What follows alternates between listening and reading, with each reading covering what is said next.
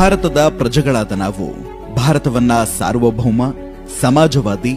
ಧರ್ಮನಿರಪೇಕ್ಷ ಪ್ರಜಾಸತ್ತಾತ್ಮಕ ಗಣರಾಜ್ಯವನ್ನಾಗಿ ರೂಪಿಸುವುದಕ್ಕಾಗಿ ಭಾರತದ ಎಲ್ಲಾ ಪ್ರಜೆಗಳಿಗೆ ಸಾಮಾಜಿಕ, ಆರ್ಥಿಕ ಮತ್ತು ರಾಜಕೀಯ ನ್ಯಾಯವನ್ನ,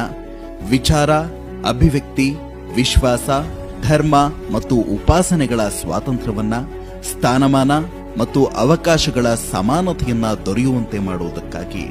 ವ್ಯಕ್ತಿಗೌರವ, ರಾಷ್ಟ್ರದ ಐಕ್ಯತೆ ಮತ್ತು ಸಮಗ್ರತೆಗಾಗಿ ಎಲ್ಲರಲ್ಲಿ ಭ್ರಾತೃತ್ವ ಭಾವನೆಯನ್ನ ಮೂಡಿಸುವುದಕ್ಕೆ ದೃಢ ಸಂಕಲ್ಪ ಮಾಡಿ ನಮ್ಮ ಸಂವಿಧಾನ ರಚನಾ ಸಭೆಯಲ್ಲಿ 1949ನೇ ಇಸವಿಯ ನವೆಂಬರ್ ತಿಂಗಳ 26ನೇ ದಿನದಂದು ಈ ಸಂವಿಧಾನವನ್ನ